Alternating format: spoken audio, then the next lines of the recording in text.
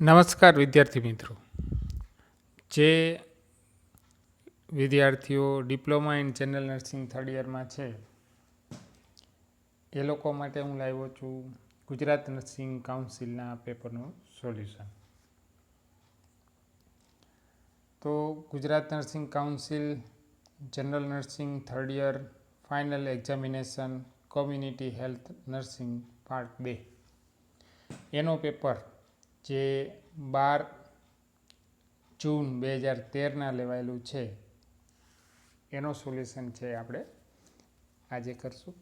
અને જો બધા લોકોનો સારો પ્રતિસાદ મળશે તો 2013થી કરી અને 2020 સુધીના તમામ પેપર મારી પાસે છે.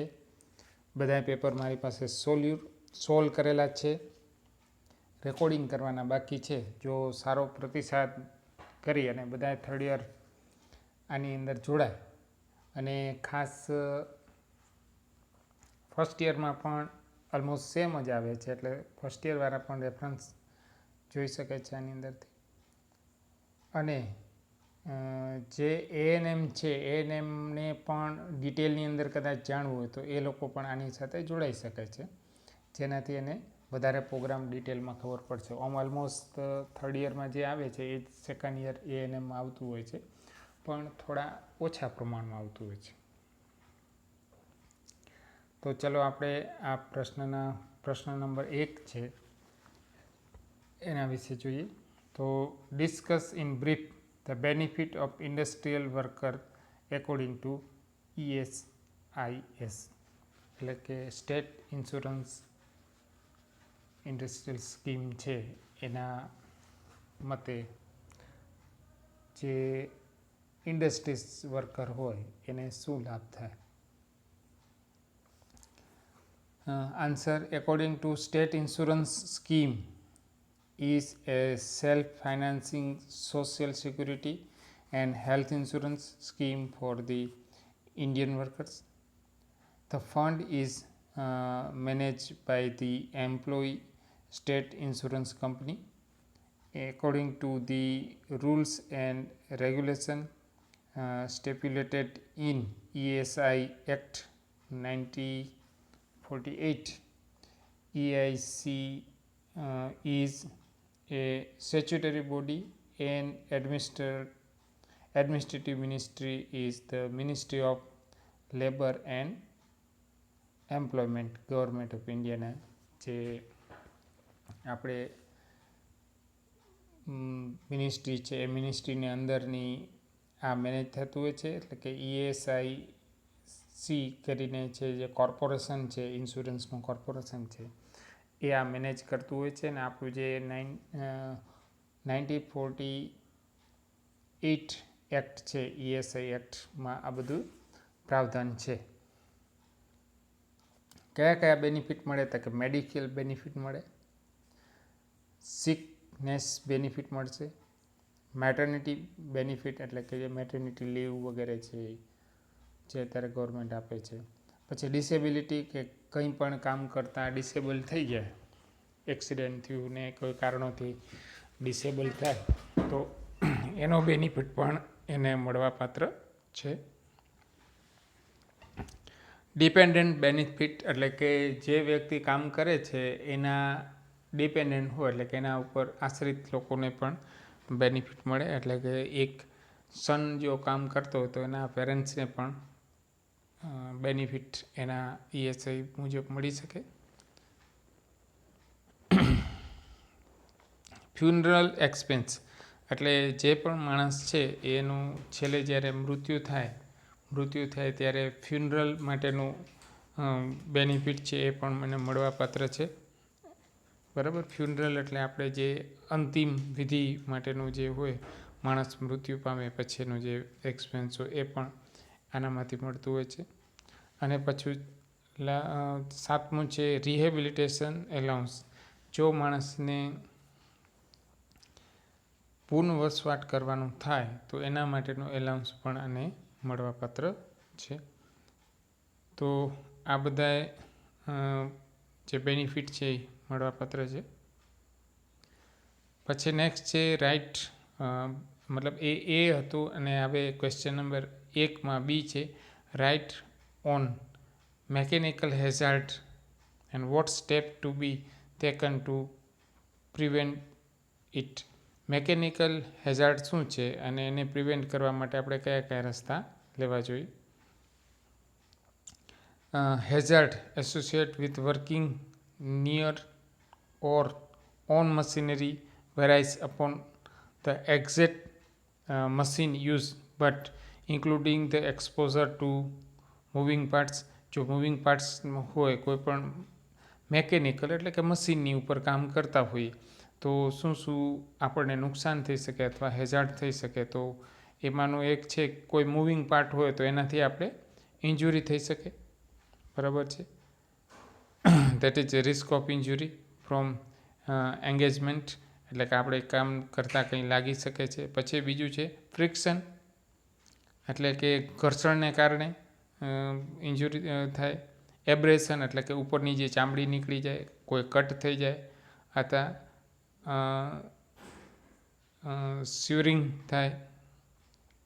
સીરિંગ એટલે કોઈ પાર્ટ કપાઈ જાય. સ્ટેબિંગ થાય એટલે કે આપણે જેમ ચપ્પુ વગેરે ખૂંચાડી દઈએ એવી રીતનું. પંચર થાય. ઇમ્પેક્ટ ઉપરથી પડે ઇમ્પેક્ટ થાય. ક્રશિંગ બે વચ્ચે ફસાઈ જાય. ડ્રોવિંગ ઇન ઓર ટ્રેપિંગ આઉટ, ઘણી વખત અંદર લઈ શકે અને બહાર ફેંકી દે. આવા છે મશીન દ્વારા છે ઘણા બધા આપણે હેઝાર્ડ છે એ મશીનરી દ્વારા અથવા મેકેનિકલ હેઝાર્ડ થઈ શકે છે. એમાંના કયા કયા હેઝાર્ડ છે તો આપણે આગળ જોયું છે ત્યાં એક વખત બીજી વખત જોઈએ ક્રશિંગ એટલે કે ભીડાઈ જાય બે મશીન વચ્ચે. પછી શેરિંગ, કટિંગ, એંગેજમેન્ટ્સ અને ડ્રોવિંગ ઇન ઓર ટ્રેપિંગ, કાં ફસાઈ જવું કાં અંદર ખસેડાઈ જવું. અને ઇમ્પેક્ટ એટલે કે ઉપરથી કંઈ માર લાગવો. સ્ટેબિંગ અથવા પંચર, ચપ્પુ મારીએ એ ટાઈપનો. અને ફ્રિક્શન એટલે એબ્રેશન. આ ટાઈપના મેકેનિકલ હેઝાર્ડ છે એ આપણે થઈ શકે છે. In order to properly protect worker, safeguard should be done. હવે મેકેનિકલ હેઝાર્ડમાંથી આપણા જે ઇન્ડસ્ટ્રીયલ વર્કર છે એને કેવી રીતના બચાવી છે તો કે સેફટી મેઇન ઇસ્યુ છે. સેફટી રાખીએ તો આ બધું કરી શકીએ. કયા કયા મેજર્સ લઈ શકાય તો કે પ્રિવેન્ટ કોન્ટેક્ટ, ડાયરેક્ટ કોન્ટેક્ટ છે એ પ્રિવેન્ટ કરવાનું. Prevent workers body or clothing from contacting hazardous moving parts, જે પાર્ટ ફરતા હોય એનાથી આપણે દૂર રહેવાનું. ખાસ કરીને આપણા કપડાં વગેરે છે એ ન આવી જાય. ઘણી વખત આપણે જોતા હોઈએ કે બાઇક ઉપર લેડીઝ બેઠા હોય પાછળની તરફ, બાઇકનું પાછળનો વ્હીલ છે ફરતું હોય ને બેનની સાડી છે એ લહેરાતી હોય, લહેરાતી અંદર જાય ને અંદર જાય એટલે વીટલાઈન ઘા કરીને બેનને નાખી દે. બરાબર. આ પણ આ એક રોડનું એક્સિડન્ટ મેં બતાવ્યું. આવી જ રીતનું મેકેનિકલ હોય કોઈ કંપનીની અંદર તો આવા મૂવિંગ પાર્ટમાં આવું પણ થઈ શકે છે. Be secure, firmly secure to machine, not easily move. Machine છે એ એકદમ એક જગ્યાએ ફાઉન્ડેશન ઉપર રાખવું જોઈએ અને ક્યાંથી પડી ના જવું જોઈએ અથવા હલી ના જવું જોઈએ. પ્રોટેક્ટ ફ્રોમ ફાલિંગ ઓબ્જેક્ટ, કોઈ ઓબ્જેક્ટ છે ઉપરથી નીચે ન પડે એ ખાસ જોવાનું. Ensure that no object can fall into moving parts, કોઈ પણ મૂવિંગ પાર્ટ્સ ઉપર ઓબ્જેક્ટ્સ પડશે તો મૂવિંગ પાર્ટ્સને કારણે છે એ બીજે ક્યાંય ઉડીને જશે. Create new હેઝાર્ડ્સ, must not have sheared point, lagged, edged or unfinished surface. તો નવું કોઈ પણ હેઝાર્ડ છે ક્રિએટ નહીં કરવાનું અને ખાસ જોવાનું કે ત્યાં જે પોઈન્ટ છે એ બરાબર ક્લીન થયા છે કે નહીં, અથવા ક્યાંય ત્યાં લોજ્ડ થયેલું નથી, કંઈ ભરેલું નથી, અથવા અનફિનિશ સરફેસ છે કે નહીં, આ બધું છે જોવાનું. પછી ક્રિએટ નો ઇન્ટરફિયરન્સ, કોઈ પણ ઇન્ટરફિયરન્સ છે એ કરવાનું નહીં. Must not prevent worker from performing the job quickly and comfortably, કોઈ પણ વ્યક્તિને છે એ પ્રિવેન્ટ નહીં કરવાનું હોય, એ કમ્ફર્ટેબલી કામ કરતા હોય ને. એલાવ સેફ લુબ્રિકેન્ટ, જે મશીન થતા હોય એમાં લુબ્રિકેન્ટ એટલે કે સ્મૂથ ચાલે એટલા માટે ઓઇલ પાર્ટ્સ વગેરે છે કરવું જોઈએ. If possible be able to lubricate the machine without moving the safeguard, સેફગાર્ડને ચેન્જ કર્યા વગર એને લુબ્રિકેન્ટ કરવું જોઈએ. ક્વેશ્ચન નંબર 2 છે, healthcare delivery system of primary level. Primary level ઉપર હેલ્થકેર ડિલિવરી કઈ છે? બરાબર, પ્રાઇમરી હેલ્થકેર છે ઇમ્પોર્ટન્ટ છે. This is the first level of contact between the individual and healthcare system where the essential healthcare is provided. આ એક મહત્વનું ભાગ છે કે જ્યાં કોમ્યુનિટી અને હેલ્થ વર્કર વચ્ચે પહેલો કોન્ટેક્ટ છે એ થતું હોય છે, અને આમાં જે મહત્વની સારવાર છે, આરોગ્યની સારવાર છે એ આમાં અપાતી હોય છે. Majority of the prevailing health complaint and problem can be satisfied at this level. જે વધારે પ્રમાણમાં અથવા મોટા હેલ્થના પ્રોબ્લેમ છે અથવા હેલ્થની કમ્પ્લેન છે એ આ લેવલે છે એ પૂરી કરવામાં આવે છે. અને જો પ્રાઇમરી હેલ્થ કેર છે એ બહુ સારામાં સારી આપણે આપશું તો સેકન્ડરી અને થર્સરી લેવલની જરૂર પડશે નહીં.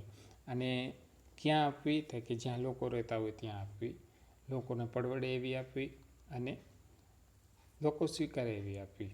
This level of care is close to people. લોકોને નજીક હોવી જોઈએ, એટલે કે સ્કૂલની અંદર મળવી જોઈએ, ઇન્ડસ્ટ્રીઝની અંદર મળવી જોઈએ, હોમમાં મળવી જોઈએ, અને એ સિવાય છે પ્રાઇમરી હેલ્થ સેન્ટર ઉપર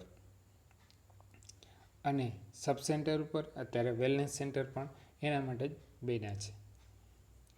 In India, this care provided by primary health care center, sub-center with a community participation. લોકોનો પાર્ટિસિપેશન દ્વારા છે આ બે સેન્ટર ઉપર મળતી હોય છે, હોમ કેરમાં મળતી હોય છે.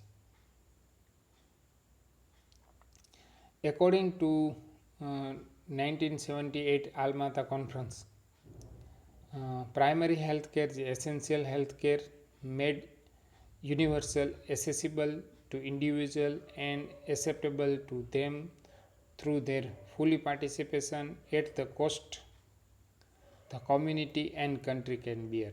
એટલે કે લોકોને પરવડે તેવી હોવી જોઈએ, બધેને મળવી જોઈએ, લોકો સ્વીકારે એવી હોવી જોઈએ, અને આની કિંમત છે એ કોમ્યુનિટી અને દેશને બેની પરવડે એવી હોવી જોઈએ. Elements of health care. તો એલિમેન્ટ્સ ઓફ હેલ્થ કેર છે મેં અહીંયા નથી લખ્યા, પણ જે આપણી બુક છે, ખાસ જે પીવીની બુક છે એના પેજ નંબર 30 ઉપર છે, તમને થર્ડ યરની જે બુક છે એના ઉપરથી મળી જશે. બરાબર છે. આપણે જો એક રેફરન્સ તમને આપેલું છે કે આ રેફરન્સ ઉપરથી તમને અહીંયા મળી જશે. અત્યારે છે હું જસ્ટ સિમ્પલી છે એ તમને બતાવી દઉં છું કે આપણે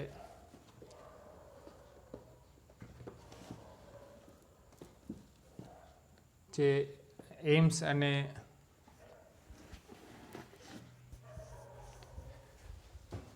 પ્રાઇમરી હેલ્થ કેરના એલિમેન્ટ્સ છે અથવા કમ્પોનન્ટ છે એ કમ્પોનન્ટ 30 પેજ ઉપર છે, અને એ 30 પેજને આપણે ડિસ્કશન કરી લઈએ.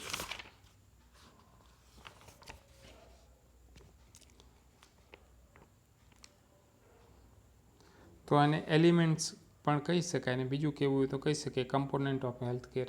તો એમાંનું છે immunisation, prevention and control of local endemic disease, appropriate treatment to common disease and injuries, provision of essential drugs, and promotion of food supply, proper nutrition, health education regarding the health problems, and the prevention and control measures, inadequate supply of safe water and basic sanitation, and lastly છે maternity and child health including family planning. આના સિવાય આપણે બીજું discussion કરવું હોય તો principle of primary health care એ પણ કરી શકીએ. તો પ્રિન્સિપલની અંદર જોઈએ તો primary health care should be કેવી હોવી જોઈએ, તો equitable distribution, community participation, appropriate technology and intersectoral coordination વાળી હોવી જોઈએ.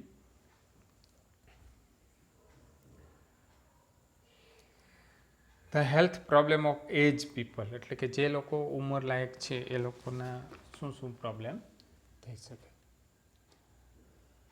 પ્રેશર ઇન્જુરી એટલે કે મોસ્ટલી છે એજ્ડ પીપલ હોય, sometime they may be on bed ridden.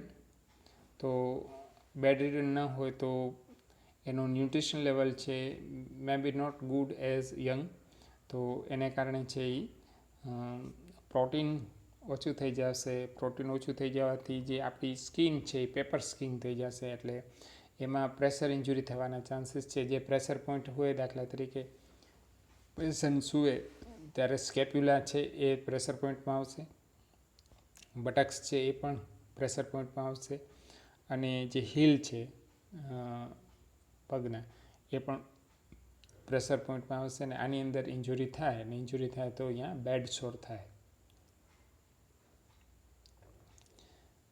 એના પછીનું age is the main problem. તો આના કારણે છે કાર્ડિયોવાસ્ક્યુલર એટલે કે હૃદયની અને વેસલ્સની ડિઝીઝ થઈ શકે છે. રેસ્પિરેટરી ઇસ્યુ, રેસ્પિરેશન એટલે કે શ્વાસોશ્વાસની તકલીફ થઈ શકે. અસ્થમા, COPD વગેરે છે પ્રોબ્લેમ થઈ શકે છે.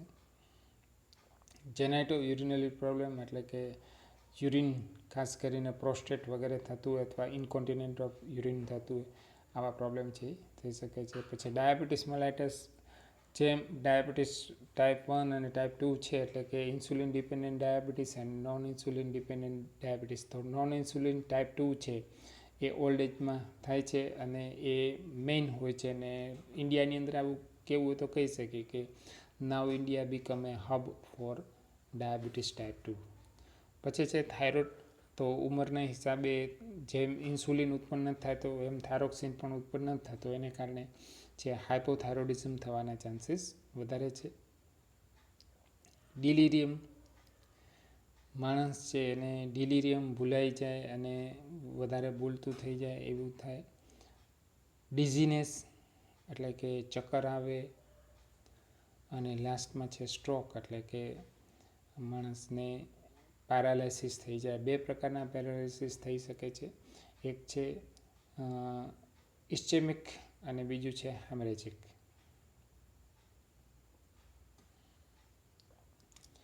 નાવ ક્વેશ્ચન નંબર 3 છે અહીંયા આપણે એન્ડ કરી દઈશું. પછી બીજું છે નેક્સ્ટ વિડીયોમાં લાવશું. એટલે